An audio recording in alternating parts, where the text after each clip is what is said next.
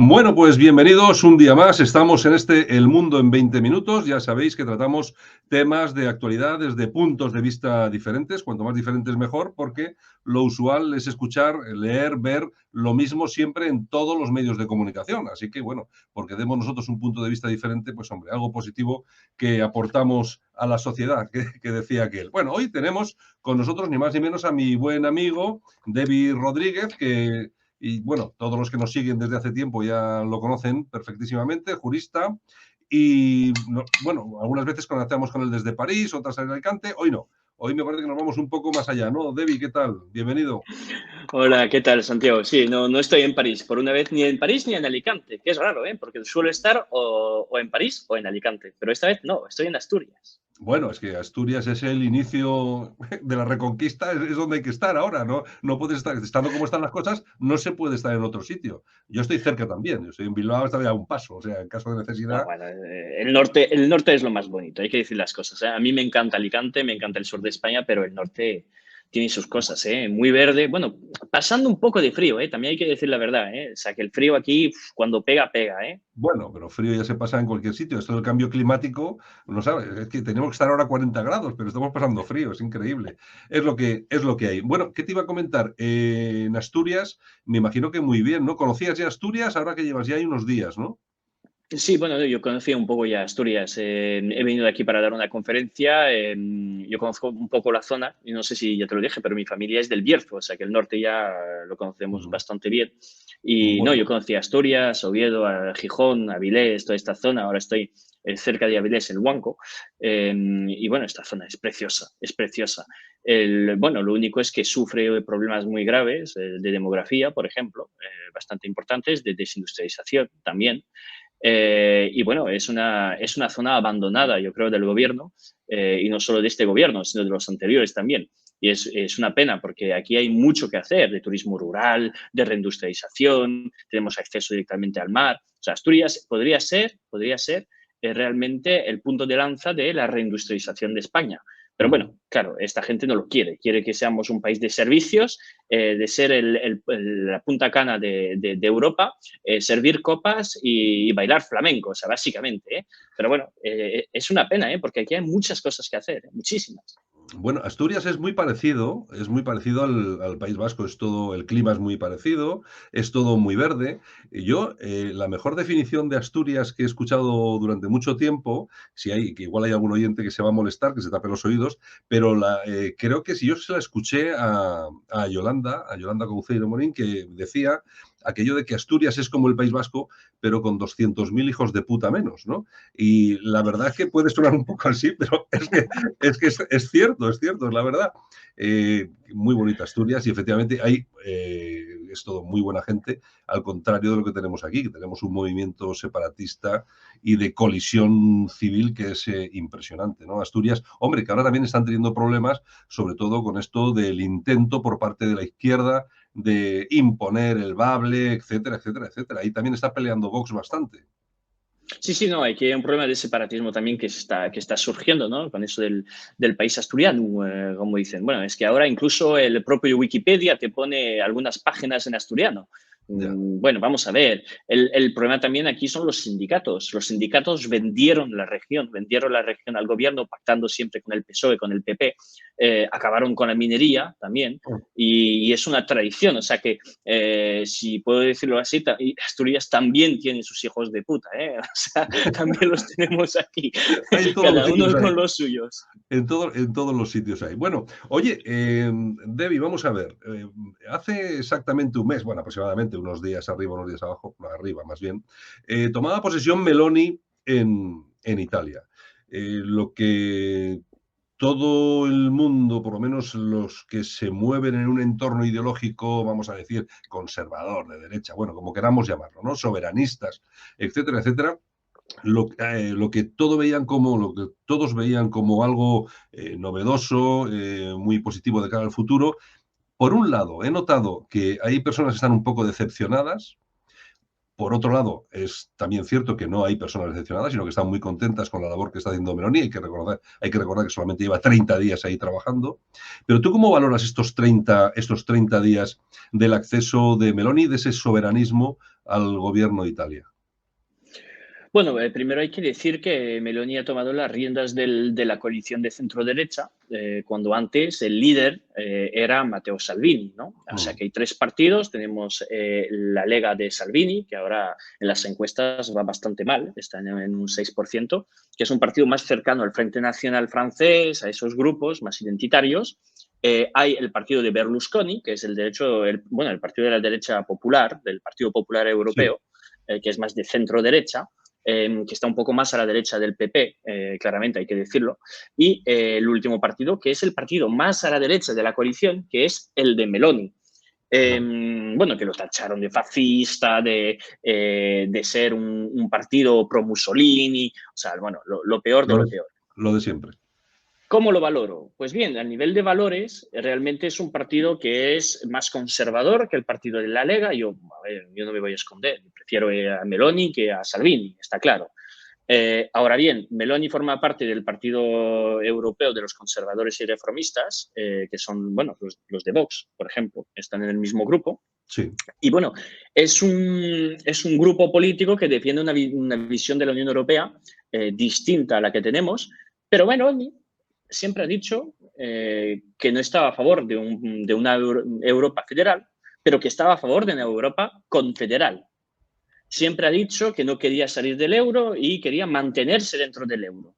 Entonces, ¿cómo lo valoro? Pues yo creo que decir que vamos a luchar contra la inmigración, restaurar una Italia cristiana, conservadora, me parece muy bien, pero si no tienes las herramientas que te permiten hacerlo, es más complicado. Entonces, ¿cómo lo valoro? Pues a mí me da la impresión de que Meloni va a ser la Tsipras de la derecha, vamos a decir, alternativa en Europa. Porque reformar algo sin tener las herramientas detrás es muy complicado.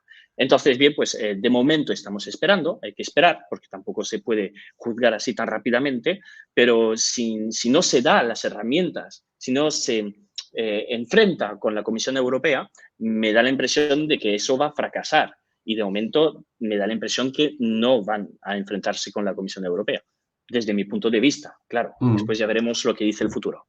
Bueno, esto siempre es muy complicado, ¿no? De los partidos políticos, sobre todo este tipo de partidos políticos que traen nuevos mensajes, una nueva forma de ver la política. Una cosa es hacer la campaña electoral y otra cosa es luego ponerse en marcha y poner en marcha todo lo que has dicho durante la campaña electoral o lo que has venido defendiendo durante tanto tiempo. Claro, es lo que dices tú. Te ves en un escenario que, desde luego, hasta que llegas no lo conoces, no sabes cómo es, y entonces te das cuenta de que hay cosas que por lo menos, si no, no es que no las puedas hacer, sino que tendrás que esperar bastante. Yo hay un tema que me llamó mucho la atención, que en un principio había bastantes críticas a la victoria de Meloni en Italia, pues lo típico, ¿no? Neofascistas, etcétera, etcétera, pero en el momento en el que apoyó a Ucrania y, por supuesto, las políticas de la OTAN en relación a Ucrania, de repente, y además de forma instantánea, desaparecieron todos los discursos que acusaban al gobierno italiano de neofascista, etcétera, etcétera, y ha pasado no al blanqueamiento, pero bueno, a funcionar exactamente igual que cualquier otro gobierno y no le han cerrado ninguna puerta. Bueno, ¿tiene Meloni que pagar estos peajes para poder trabajar y para que le dejen en paz, no siempre con esas acusaciones de neofascismo, etcétera, etcétera, etcétera? Es decir, hay que dar el visto bueno a ciertas políticas de Occidente para poder sentarte en la mesa y comer con ellos. Bueno, pues me da la impresión de que para echar a los moros, que es el programa político de Meloni, ¿no? De luchar contra la inmigración, ese tipo de Sí, sí. cosas, va a tener que aceptar unas políticas económicas ultraliberales que son las que bueno, piden desde la Comisión Europea. Luis de Guindos dijo, no os preocupéis, porque Meloni va a seguir exactamente la misma política económica que los gobiernos anteriores. Y creo que ahí sí, bueno, hay un blanqueamiento. Pero bueno, eso, si hablamos, por ejemplo, del gobierno de Meloni, el ministro de Economía y de Finanzas, que es Giancarlo Giometti es un tío que, bueno, que viene del partido de Salvini, o sea, que se supone que no es la ala más moderada, viene del partido de Salvini, y este hombre es pro-OTAN, pro-Unión Europea, a favor del euro, sea, lo tiene todo, o sea, lo tiene absolutamente todo. Incluso dijo en una entrevista que había que acercarse al Partido Popular Europeo para encontrar una solución contra la inmigración. Entonces, claro, según mi punto de vista, cuando hablas de los problemas de Italia, de los problemas de Europa del Sur en general, si solo ves la cuestión de la inmigración, te falta algo. Claro, porque la inmigración es un problema, está claro, pero detrás de la inmigración hay un problema de demografía, que tenemos exactamente el mismo problema en España, en Portugal, en Italia, en Grecia, incluso en Francia, cuando Cierto, se cierto. quita el caso de los inmigrantes que llegan a Francia y que tienen muchos hijos. Claro, el problema del reemplazo de población, hay dos cosas. Primero, la inmigración, pero también la falta de gente que van a tener hijos, ¿no? Y eso también viene de un problema económico, porque la gente no quiere tener hijos si no puede tener una casa normal, una vivienda normal, un trabajo normal y estable. Entonces, claro, el problema no solo es la inmigración, el problema es todo el resto. Y claro, si solo luchas en una ala, pues tienes ahí un problema. Entonces, me da la impresión que sí, que cuando Meloni decide reunirse con el Banco Central Europeo, con representantes del Banco Central Europeo, incluso se habló de que podría ser ministro de Economía de su gobierno un ex gobernador italiano del Banco Central, pues me da la impresión que es una forma de decir, tranquilos, nosotros lo que vamos a hacer es Soy formal, soy formal. soy normal, Sí, no, sí. me voy a poner el traje y la corbata, cuidadín. Eso es lo que hizo el Frente Nacional, o sea, que decir que, bueno, pues me voy a poner traje y corbata y vais a ver que soy una persona normal, aceptable y moderada. Y voy a entrar dentro de los estándares de lo que son los estándares del Estado de Derecho, la defensa de las minorías, la economía liberal de mercado. Y claro, cuando Meloni dice, soy italiana, soy cristiana, soy madre, pero lo que está destruyendo Italia es la americanización de la sociedad y la economía ultraliberal también. O sea, lo que está destruyendo el pequeño empleo, las pequeñas empresas, el tejido empresarial, no es la inmigración. O sea, no es la inmigración. Entonces, claro, me da la impresión que hay una esquizofrenia, pero que además es una elección. O sea, han decidido decir, bueno, luchamos contra los moros, pero sí aceptamos el ultraliberalismo. Eso es, creo, el eje político que va a ser el de Meloni. Ya veremos. Hay dos posibilidades. O fracasa electoralmente porque ha mentido al electorado, o fracasa políticamente porque la Comisión Europea no le va a dejar hacer lo que quiere hacer. Claro, porque si mañana Meloni dice vamos a hacer una política de inmigración muy dura, ¿qué va a decir la Unión Europea? Dice, eso está contrario al derecho europeo, te vamos a cortar la liquidez del Banco Central. O sea, vaya a haber realmente medidas de retorsión contra el gobierno de Meloni. O se enfrenta, va a ser muy duro, va a ser muy, muy duro, se enfrenta a la Comisión Europea, pero claro, los primeros años los van a pasar muy putas, porque claramente cuando van a tener que salir del euro, cuando van a tener que reformar la economía, eso va a ser un momento duro. Hay que elegir entre tres opciones. Ninguna es buena. Es que ninguna es buena. O sea, decirle a la gente todo va a ir bien sin ningún problema es mentirle a la gente. Pero hay que decir la verdad. Y creo que en una democracia auténtica la gente debería estar dispuesta a escuchar cosas negativas y decir, pues bueno, tres elecciones. Elijo una de las tres. Las tres son malas, pero bueno, una es peor que otras. Pero bueno, claro, es que la gente le tienes que vender que le vas a subir el salario mínimo, le tienes que vender que todo va a ser bonito mañana, cuando no es así. Y es imposible. Bueno, yo lo que sí tengo muy claro es que los partidos, y sobre todo ese tipo de partidos soberanistas, bueno, ahora los llaman tecno-soberanistas, que también es un término que habría que hablar también de él, pero bueno, este tipo de partidos lo tienen muy complicado, muy complejo. Vamos a ver, todo lo que son las medidas de gobierno en plan maximalismo, yo creo que es prácticamente imposible que lo lleven a cabo.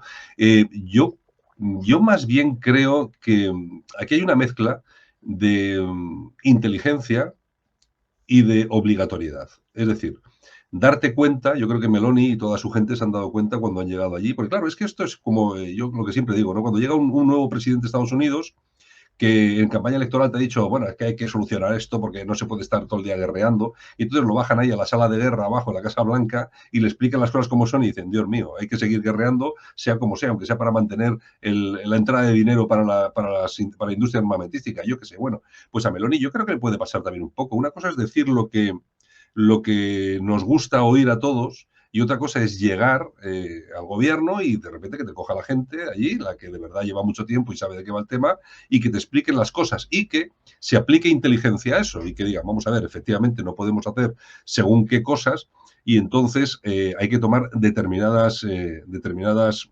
soluciones. Por ejemplo, yo me gustaría pensar, ¿no? ¿Qué es lo que han hablado en el gobierno de Meloni con toda su gente, por ejemplo, en cuanto a la cuestión de Ucrania, por ejemplo, que hemos hablado antes, ¿no? ¿Qué es lo que ha tenido que pasar para que se apoye tan rápidamente este apoyo de la OTAN a Ucrania y con todo lo que está pasando y tal y cual?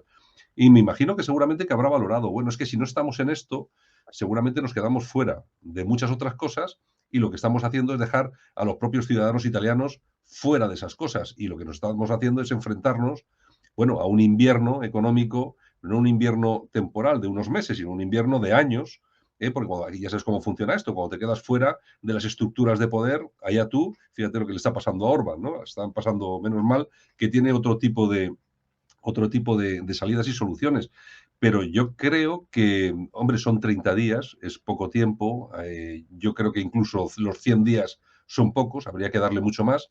Sí que ha puesto en marcha alguna pequeña medida, bueno, para llamar la atención, como por ejemplo lo de ofrecer empleos y el que no lo acepte deja de cobrar ayudas, que yo no sabía que, por ejemplo, la ayuda mínima en Italia son 850 euros. Claro, es que esto es lo de siempre, como España. ¿Quién va a trabajar si te están regalando 850 euros, no? Entonces, yo imagino que hará cosas que sí que serán muy interesantes, muy importantes, pero yo creo que básicamente es lo que ha tenido es un baño de realidad y decir, bueno, sí nos gustaría hacer esto, pero es que no podemos, porque hay una cosa que está muy clara, Debbie, si te enfrentas a Europa tal cual, no como está haciendo Orban, estamos hablando incluso de un enfrentamiento más duro que todo ese. ¿Dónde se queda Italia? Bueno, Italia es la tercera potencia de la Unión Europea, ¿eh? O sea, que tampoco hay que tomárselo en broma. A No, nivel no. industrial, incluso es la segunda, porque tiene más tejido industrial que Francia. Ujú. Eso poca gente lo sabe, pero Italia tiene más tejido industrial que Francia. Bueno, tiene algunas claves para enfrentarse a la Unión Europea. Tiene algunas cosas, algunos elementos que podría utilizar. Ejemplo, y eso sería muy malo para Francia y para Alemania, usar la inmigración, como hace Ya, Marruecos, ya. como hace Turquía. Dejarlos Es pasar, decir, ¿no? Dejarlos pasar. claro, Bueno, queréis oye, pasaporte. Y es que ya lo hicieron, ¿eh? O sea, en el 2015, yo me acuerdo que en Francia, cuando yo estaba estudiando Derecho, había unos papeles raros, eran unos papeles que les daban desde Italia, les daban unos documentos de identidad, que no eran documentos de identidad, para dejarlos pasar. Y ese documento no existía en el derecho europeo. Entonces llegaban a Francia y la gente miraba el papel y decía, ¿tú eres italiano? No lo sé. ¿Tienes derecho a trabajar? No lo sabemos. Pero ahora que tienes un papel, puedes mantenerte en el territorio francés. Y eso también se puede hacer. Decir, bueno, fuera, fuera. mm, Abro las oye, fronteras, ¿queréis ir a Francia? Iros, sin ningún Debbie, problema. Debbie, bueno, el enfrentamiento entre Meloni y Macron, bueno, que hemos visto en los últimos días ha sido muy importante, ¿eh? Yo no había visto unas acusaciones de tal gravedad entre países de la Unión Europea como esas acusaciones que ha lanzado Meloni contra Francia y su intervención en África, etcétera, etcétera, etcétera, ¿eh? Bueno, y Francia contra Italia, porque Francia Sí, ha claro, dicho de también, por supuesto. Italia que era un país fascista, que era un país autoritario. Y vamos a ver, es que la inmigración en Italia, ¿de dónde viene? O sea, ¿cuál era el dique de la inmigración en África? Libia. Era Libia. ¿Y quién destruyó el estadio libio? ¿Quién? Francia e Inglaterra. ¿Por qué? Porque no querían tener ahí a Gaddafi porque lo habían pedido los americanos. Y claro, ¿quién defendía de aquella a Gaddafi? Berlusconi.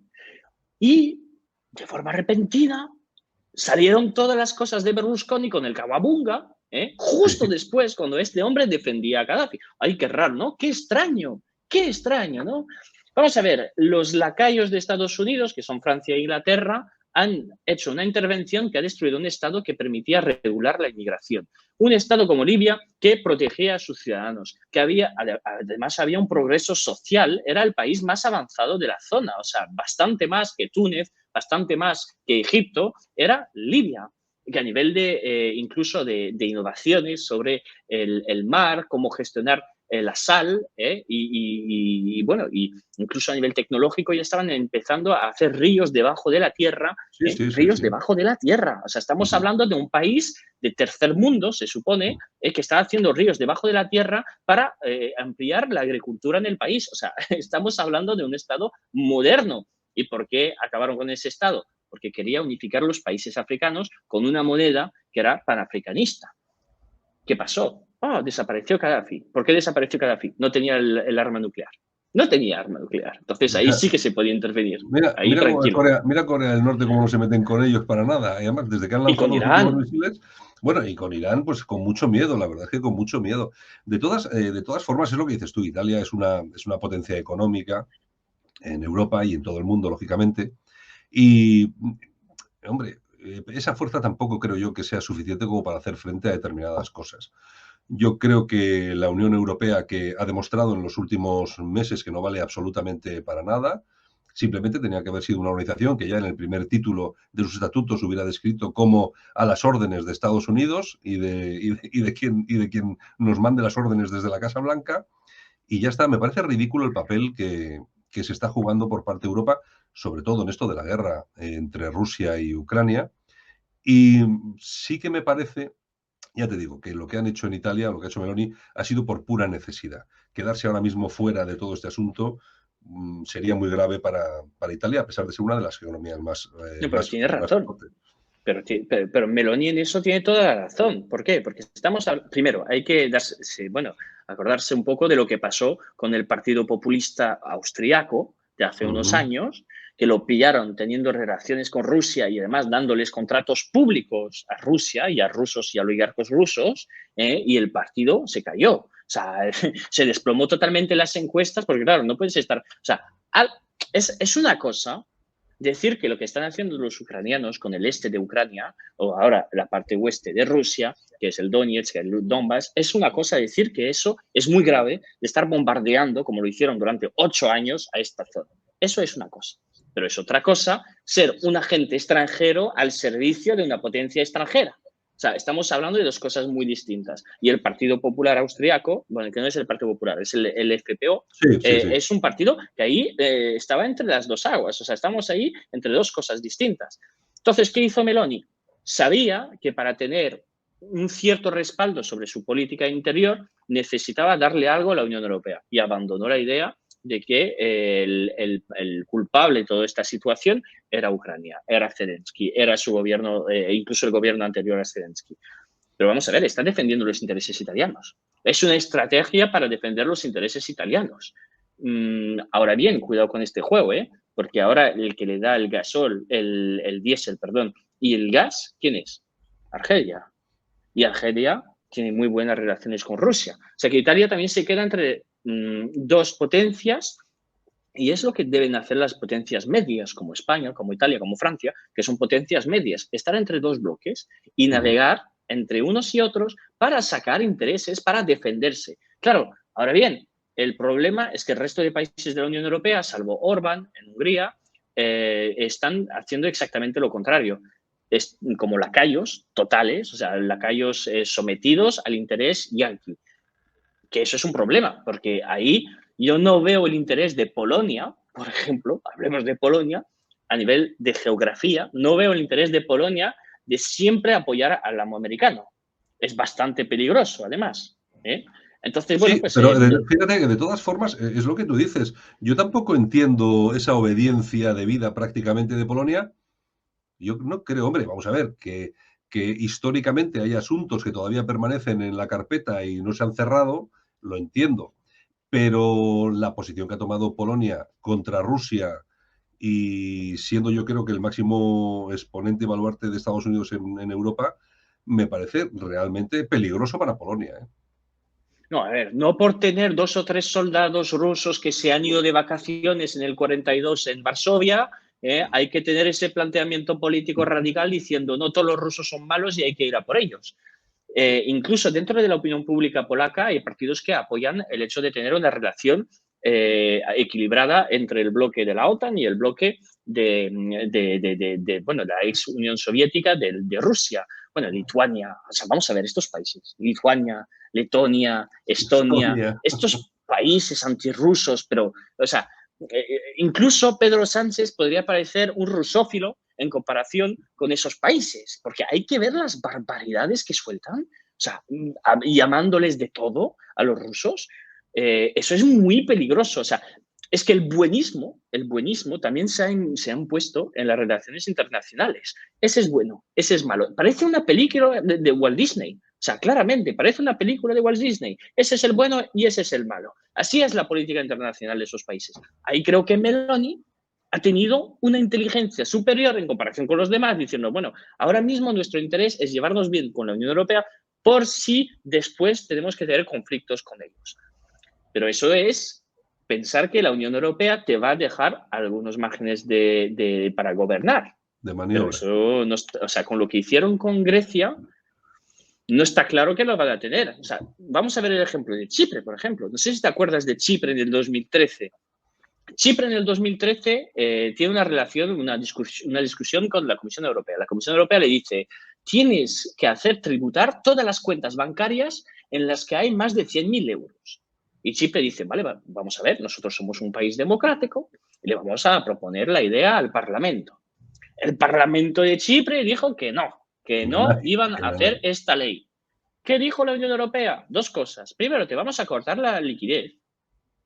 O sea, es que la Comisión Europea dio una orden al Banco Central, lo cual normalmente dentro de los tratados está prohibido, porque el Banco Central es independiente. Le dio una orden al Banco Central diciendo, córtale las liquideces a estos. Segundo, y si seguís, vais a tener que imprimir vuestros propios billetes, porque vais a tener que salir del euro. Y eso es una forma muy agresiva. Yo no creo que la Unión Europea y la Comisión Europea quieran realmente tener relaciones, vamos a decir, de negociaciones con los estados. Quieren imponer sus cosas. Entonces, ahí cuando no tienes una persona que quiere hablar, ¿qué le vas a hacer? Solo hay una forma de resolverlo, que es la confrontación. Y ahí tendrán que buscar otros aliados, porque de Estados Unidos no van a tener nada, porque con Trump a lo mejor sí que se podía tener algo, pero ahora con Biden, con el Estado profundo americano, porque Biden ya está loco como una cabra. O sea, es que ya está senil total. Pero van a tener que tener algún apoyo exterior, que sería ¿qué? Rusia y China. O sea, porque no hay que olvidarse que Italia forma parte de la nueva ruta de la seda. También. Que China apoyó a Italia durante la crisis del COVID, enviando máscaras, enviando respiradores, lo cual no existía en el país casi, ¿no? Entonces, bueno, pues ahí creo que lo ha hecho bien. Eso de abandonar Ucrania para ver cómo reacciona la Unión Europea, abandonar el tema de Rusia, a ver cómo reaccionan, a ver si se puede negociar, ha sido un intento, yo creo, inteligente. A ver ahora la respuesta de la Unión Europea, que podría ser una respuesta en plan, pues gracias, ¿qué quieres? No te doy nada. Adiós. O sea, puede ser exactamente eso. Yo creo que en principio Italia no está enviando, ahora mismo no se está enviando armamento a Ucrania. Creo que es de los pocos países europeos que no se ha involucrado en eso del envío. Creo que está intentando, me da la sensación, que está intentando mantenerse al margen. Y yo creo que lo inteligente es un poco lo que decías tú, que nosotros hemos defendido aquí en este espacio bastantes veces, ¿no? Que es lo que debería haber hecho España frente al conflicto entre Rusia y Ucrania, mantenerse en una postura neutral e incluso, digo yo, ir un poco más allá e intentar ser una pieza que pudiera intervenir entre las dos partes para tomar algo de protagonismo, es decir, para sacar algún beneficio e intentar que la gente se sentase a hablar y dialogar. A mí esto de tomar partido se hace por obligación. Vamos a ver, Pedro Sánchez, nuestro presidente de gobierno, lo que hace Pedro Sánchez siempre es motivado por un interés, es decir, no hace nada porque sí. Y a este señor le dieron un toque, le dijeron esto es lo que hay que hacer y eso es lo que se ha puesto a hacer, a pesar de que hemos mandado 4 cohetes antiguos de 1960, pero bueno, ya hemos mandado armamento, ya nos hemos situado. Es decir, hemos mandado armas para matar a señores rusos.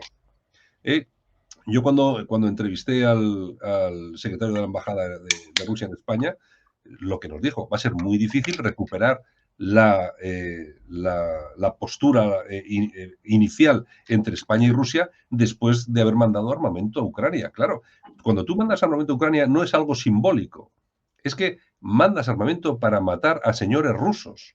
O sea, no es otra cosa. Imagínate tú cuál es la postura de Rusia cuando todo esto pase, que va a pasar, Cuando gane la guerra, que yo no sé si la ganará rápido o lento, pero que se va a quedar con territorios seguro, ¿qué va a pasar después? Porque, lógicamente, los rusos serán muchas cosas, pero tontos en absoluto.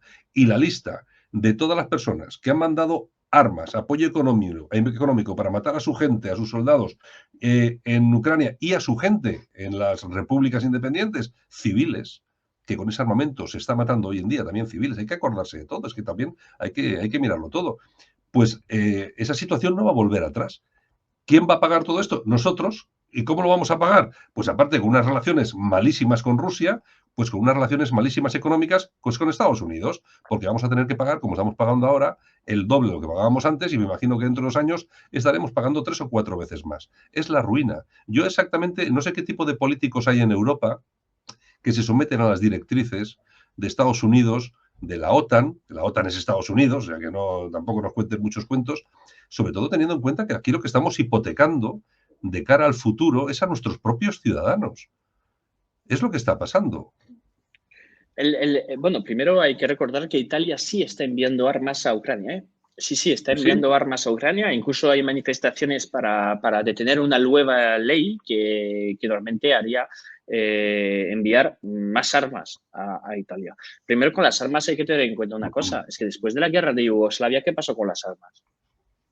¿Qué pasó con las armas? Bueno, sí, Pues ¿dónde acabaron? Claro. Bueno, que es lo acabaron que en está, manos de las mafias. claro, es lo que está pasando ya, ¿eh? También en Ucrania, ¿eh? Claro, yo he Se visto está un artículo que en Zaragoza, he visto un artículo en encontrar un lanzacohetes que es sí, sí, precisamente del modelo que hemos enviado por, a Ucrania, por en 30.000 Zaragoza. dólares.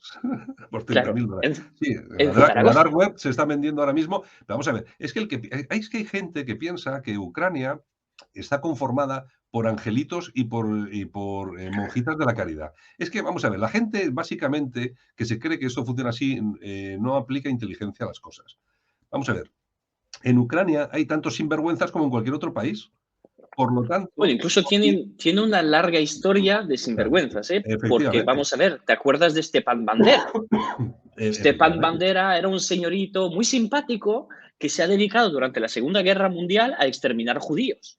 Y Sí, no sí. unos pocos. O sea, solo en la ciudad de Lviv mató a más de 600.000 personas. O sea, un tío simpático. Y cuando hubo la revolución del 2014, lo primero que hicieron los que hicieron el golpe de Estado en Ucrania es poner la bandera de Stepan Bandera, el retrato de Stepan Bandera en la alcaldía de Kiev.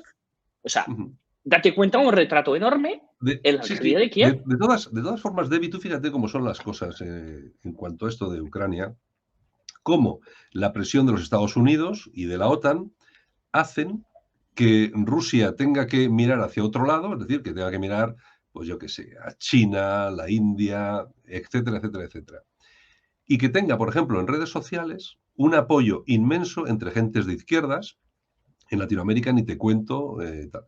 Es decir, en vez de intentar atraer hacia nosotros a una potencia como es Rusia o como puede ser China, por muy comunista que sea, pero en vez de intentar atraerlos para poder, no sé, colaborar económicamente, etcétera, etcétera, lo que hacemos es empujarlos a tomar posiciones que son absolutamente contrarias y que son, pero son posiciones de guerra en un futuro prácticamente segura, porque es que si tuviésemos gente que le gusta dialogar, como Trump en su momento, que te podrá gustar más o menos, pero es que Trump, o sea, el único presidente de Estados Unidos no ha empezado una guerra en su primer mandato y llegó a acuerdos con todo el mundo.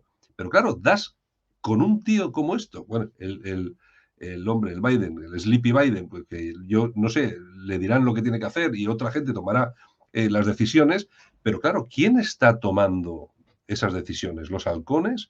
Del ejército americano, etcétera, etcétera. El Es Deep que, State, el Estado claro, profundo. claro, tú fíjate en el lío que nos estamos. Es que todo esto de Ucrania con Rusia y tal, yo veo muy difícil que esto desemboque en una guerra mucho mayor, pero me da igual.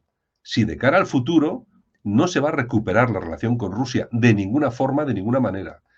Lógicamente, la cercanía entre Rusia y China va a aumentar exponencialmente y con otros países también interesantes y muy importantes. Y vamos a tener un grave problema. Si no es ahora, va a ser dentro de 10 años o de 15 años. Si el problema va a ser, está ahí. Hombre, no Pero sé es que que salga un.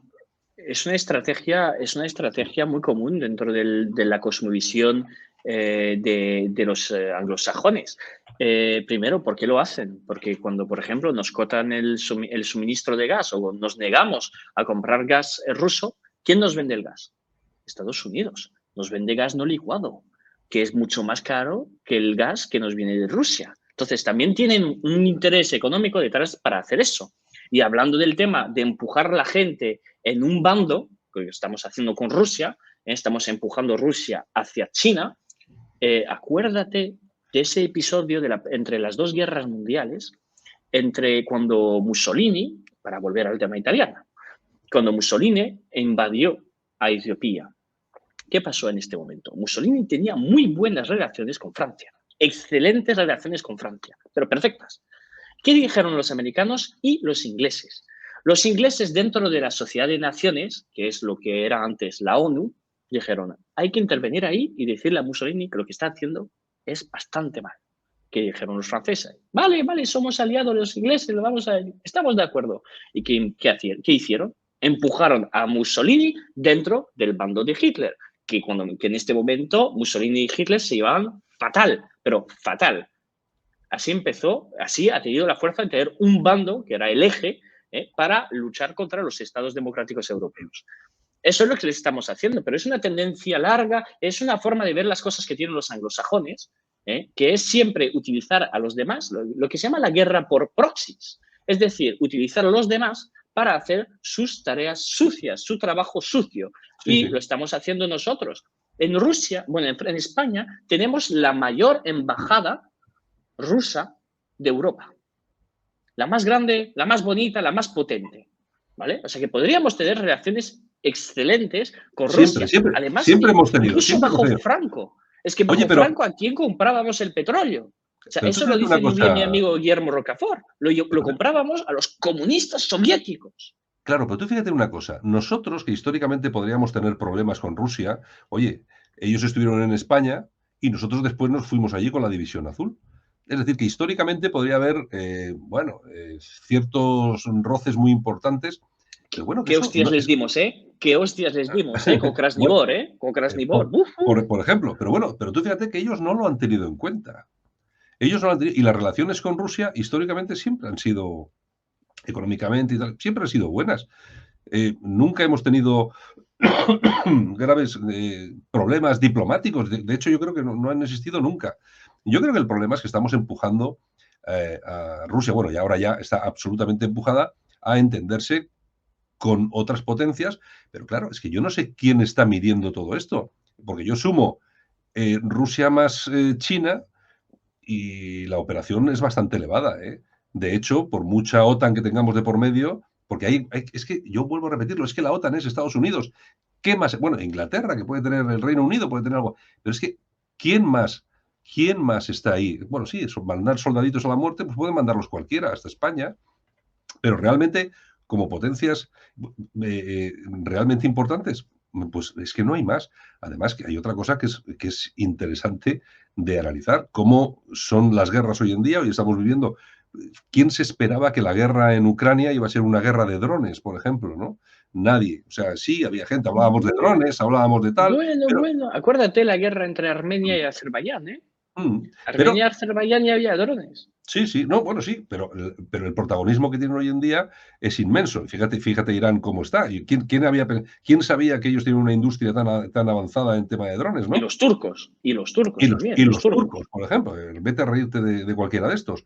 Entonces, la cuestión es que, claro, fíjate cómo estamos y fíjate cómo vamos a estar. Tenemos misiles hipersónicos.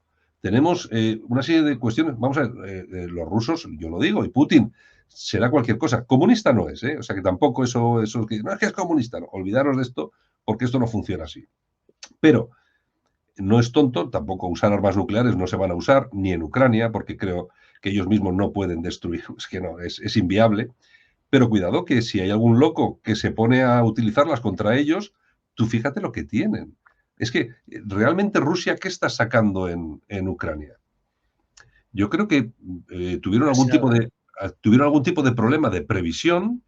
Hombre, yo no he visto utilizar las grandes bombas termobáricas, o sea, una serie de armamento que tienen los rusos que yo creo que por no asustar no lo sacan, me da la sensación. Es que y tenían medios militares que no usaron, o sea, está claro, pero mejor, o sea, mejor. ¿Qué sí, están claro. sacando ahí como provecho? Mm, Ninguno, o sea, yo creo que era una guerra de principios, es decir, no podéis estar bombardeando durante 8 años a poblaciones civiles, teniendo a los niños viviendo en un garaje durante 8 años. Es imposible. Creo que era una guerra de principios, no creo que era una guerra de conquista de territorio. O sea, no, ¿qué interés tiene Rusia? Recuperar Donetsk y Lugansk donde hay recursos naturales. Pero vamos a ver si Rusia es un país de recursos naturales. O sea, es claro. que No, es solo todo hay ello. recursos naturales.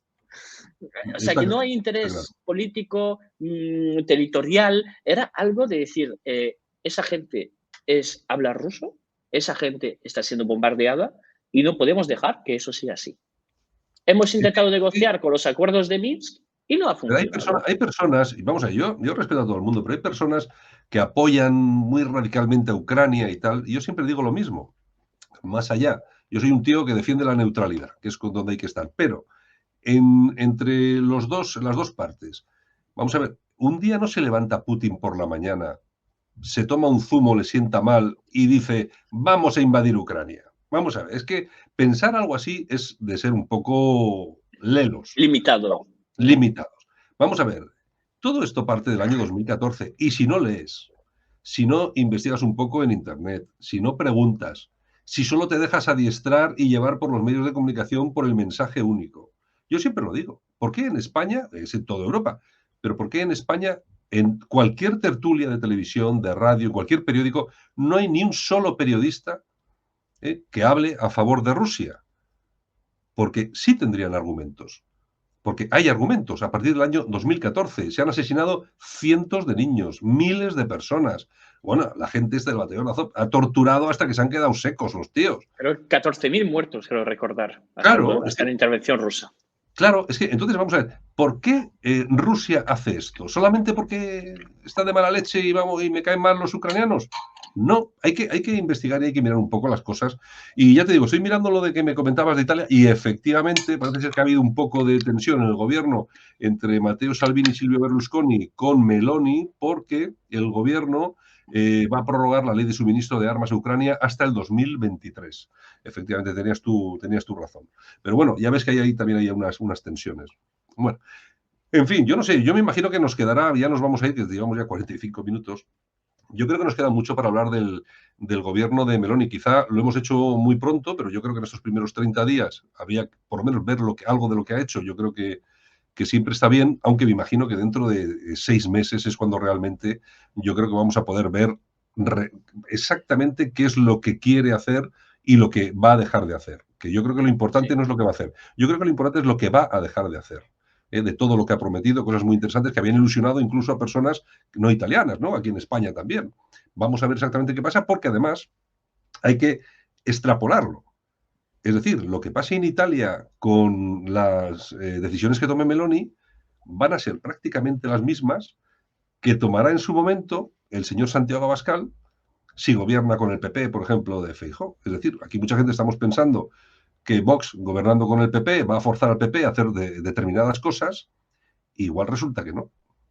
Bueno, hay Igual que resulta, imaginarse que gobernar con Feijóo es como gobernar con el Partido Socialista Obrero Español. Es lo mismo. bueno, O sea, que bueno. imagínate tú una coalición entre Íñigo Errejón y Santiago Abascal, que es Yo, mira, más o menos lo que va yo, a mira, pasar.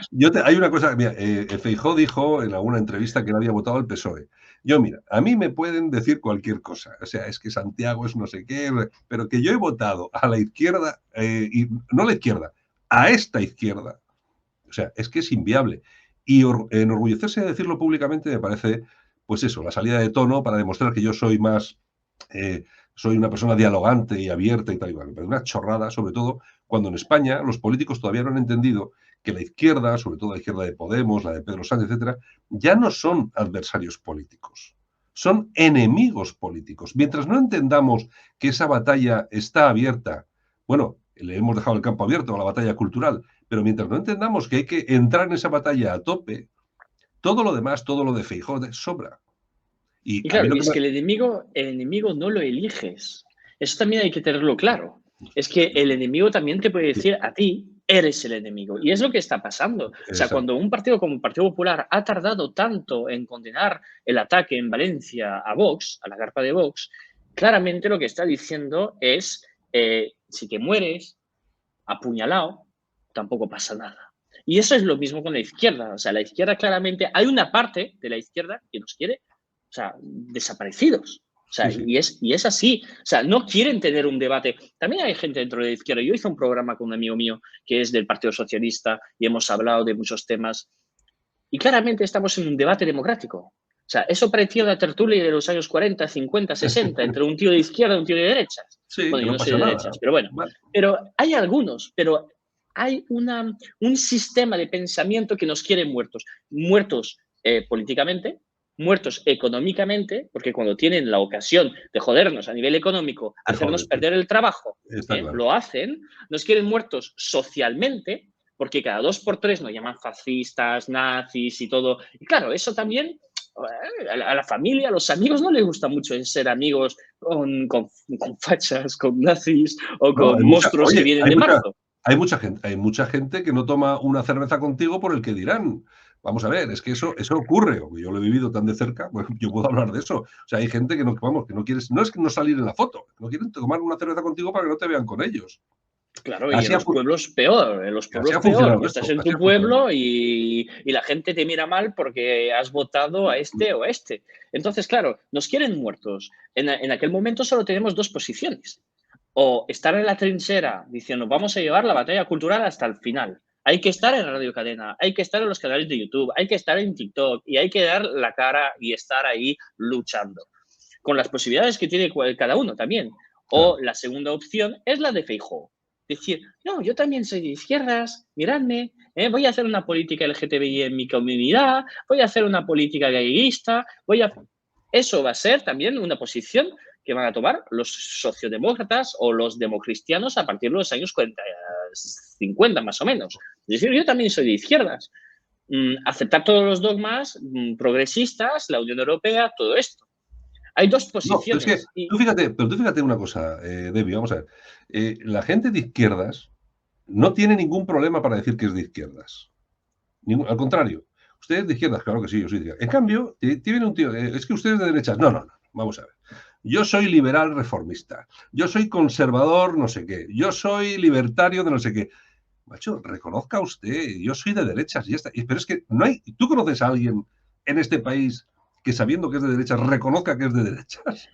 yo no O lo sea, sé, es que yo no soy de derechas. O sea, yo claramente no me siento de derechas, ¿sabes? Es como la derecha, ese toque liberal que no tengo, es un toque más bien el conservador. Yo no soy conservador, yo soy reaccionario, o sea, no hay nada que conservar dentro de esta sociedad. La idea de clase social, a veces con un catolicismo de clase, que es algo que existe mucho en España, en Italia también, en Francia también, es algo que no es mi forma de ver las cosas. Pero es verdad que hay gente dentro de la derecha que te va a decir, no, pero yo soy de derecha moderada. O sea, yo soy de derecha moderada. ¿Pero qué es derecha moderada? ¿Cómo? O sea, eso es como centro derecha. sí, centro derecha. Soy socialdemócrata conservador y o lo peor, soy liberal conservador. Bueno, ¿Cómo eso, puedes ser liberal bueno, y conservador? el otro día el youtuber este Shocas, que yo lo veo mucho porque me gusta, el tío está medio loco en el buen sentido de la palabra, y como se meten con él tanto, pues me gusta verlo mucho, ¿no? Pero el tío el otro día coge y dice, es que yo soy un conservador progresista. Y digo yo, la madre del cordero, ya es lo que no había oído ya en la vida, Yo conservador soy un progresista. bailarín gordo. Está claro. Es una cosa, pero bueno, es lo que tenemos. Yo creo que el tema de la batalla cultural, que ahí sí que le podíamos dedicar un espacio un día, sobre todo para decir realmente qué es la batalla cultural. Porque es que la gente escucha la batalla cultural y se piensan que es leer un libro. No, vamos a ver. Es que es mucho más complejo que todo esto. Es que requiere poner la carne sobre el asador y jugártela de verdad. O sea, yo veo, sobre todo a ciertos liberales, que hay uno que no recuerdo ahora el nombre, que es un tío que tituló una entrevista, sigo votando a la izquierda porque soy gilipollas, y no sé, Ibars me parece que era. Pero vamos a ver, que estamos en la... Es un tío que se define como liberal y dice estas cosas. O sea, creo que es muy perjudicial para todos nosotros este tipo de gente. Por eso yo creo que sí que hay que contar las cosas sin ningún tipo de complejo. ¿Que nos van a seguir señalando? Pues claro, sí, pues es lo que hay. Pero yo creo que hay mucha gente muy buena en España que piensa en parámetros no personales o egoístas, sino por el bien del país. Creo que hay muy buena gente en el PP, hay otra que no. Creo que hay muy buena gente en Vox, hay otra que no. Hasta en Ciudadanos, creo que habrá buena gente, por lo menos algunos que conozco en el País Vasco que dan la cara o han dado la cara. Y bueno, te sientas a hablar con ellos y puedes compartir muchas cosas. Y hasta Y, en el PSOE y hasta el y, Frente Obrero. claro, Hasta pero el es que Frente Obrero, que son comunistas. claro, Hay pero buena vamos a ver, gente. uno de los problemas de la derecha soberanista, vamos a llamarlo así, es haberse definido durante muchos años de patriota y no entender que patriotas los hay en todos los sitios. Da igual que sea el PSOE o el Frente Obrero. O sea, yo veo a este hombre del Frente, del Frente Obrero, joder, no me sale el nombre ahora, joder, fíjate que soy un Roberto entrevistado, Vaquero. a Roberto Vaquero. Y yo no estoy en absoluto de acuerdo con él en muchas cosas, pero es un patriota el tío. Entonces, No, pero hay que buscar una línea de fractura. Cuando te autodefines, tienes que tener una línea de fractura. Algo que te realmente que te pueda diferenciar de los demás.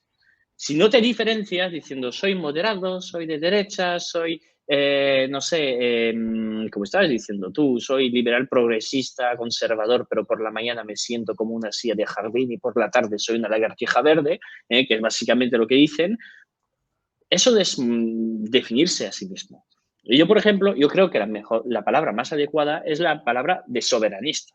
Soberanista sí es definirse. Es decir que, primero, estoy a favor de la soberanía individual, de las libertades individuales que nos han recortado durante años y años, y no estoy hablando solo del hecho de poder fumar en un bar, estoy hablando de muchas cosas que nos encarcelaron durante 2 años, que no nos dejan ahora gestionar nuestras empresas sin tener que tributar cada vez más, para gente, a veces para políticos que nos están robando. Eso es soberanía individual. Soberanía colectiva, es decir, el derecho a decidir de nuestro futuro, sin que haya una OTAN, sin que haya una ONU, sin que haya una Unión Europea que nos esté diciendo todos los días lo que tenemos que hacer. Yo creo que ahí sí que hay una línea de fractura y el soberanista auténtico es una persona que considera que lo político es superior a lo técnico, que lo colectivo es superior a lo individual y que hay un interés general y que quiere que su pueblo pueda sobrevivir a este siglo. Porque lo que está ahora mismo en peligro no es solo el hecho de que voy a tener que tributar este mes o tengo que pagar el IVA. No, lo que está en peligro es la supervivencia del pueblo español. Incluso diría del conjunto de los pueblos de la Unión Europea. Sí, Y sí. eso es el peligro que tenemos ahora mismo, por motivos políticos, por motivos económicos y por motivos de inmigración. Todo esto va junto. Pero ahí tenemos un problema grave. Yo creo que soberanista es la palabra clave para definirse. Yo siempre digo, soy un soberanista social, porque después soberanista es una herramienta. Detrás del soberanismo, después, cuando eres soberano, puedes decir uno u otro. Yo soy soberanista social. Ahora El bien, puede problema, haber pero soberanista liberal. el problema, David, y todo esto a mí me parece muy bien.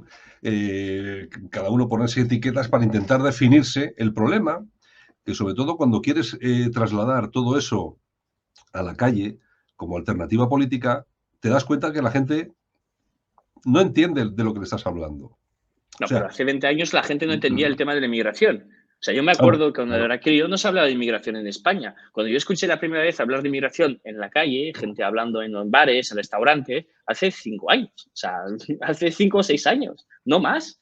Y desde entonces sí se habla de inmigración. Entonces, por ahí tenemos que entrar nosotros, que es la lucha cultural. Gracias a la lucha cultural podremos poco a poco imponer nuestros temas. Pero claro, lo que se llama la ventana de Overton se ha abierto un poco, pero bueno, hay que entrar Un poco y bastante. intentar, Un poco bastante, bastante. pero bueno, Un poco hay bastante. cosas que mejorar. Hay temas, yo por ejemplo hablo de proteccionismo, la gente no entiende a veces cuando hablo de proteccionismo, ¿qué es el proteccionismo? ¿Qué significa? Pues a lo mejor lo estoy explicando mal. A lo mejor lo Bueno, estoy explicando mal o no somos lo suficientes para explicarlo a la gente y nos yo falta.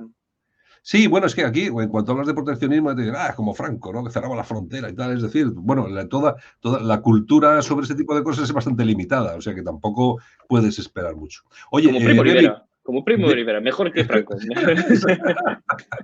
Bueno, Debbie, hoy acabamos, que llevamos una hora y esto es el mundo en 20 minutos. Hoy es el mundo casi en una hora.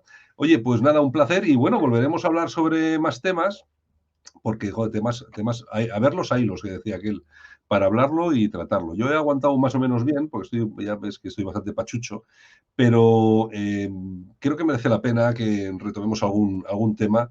Y porque es que hay muchos temas de los que no se habla o prácticamente no se habla o hablan muy pocas personas y has comentado tú antes, por ejemplo, el tema de la ruta de la seda de China y tal igual. La gente yo creo que no sabe exactamente de qué se trata esta operación gigantesca china, que, por cierto, China, que está comenzando a abrir bases militares en el extranjero, imitando a toda la política de Estados Unidos. Atención a todo esto, que aquí vamos a tener una gorda, pero gorda de verdad. Pero Y yo, estábamos hablando de la lucha cultural, tenemos grandísimos expertos de esos temas. Gente sí, como sí, Enrique Refollo, por ejemplo, sí, es sí. un experto sobre este tema y te podría hablar de esto durante horas y horas. Es que básicamente la última vez hicimos un programa sobre Kazajistán de 2 horas y media.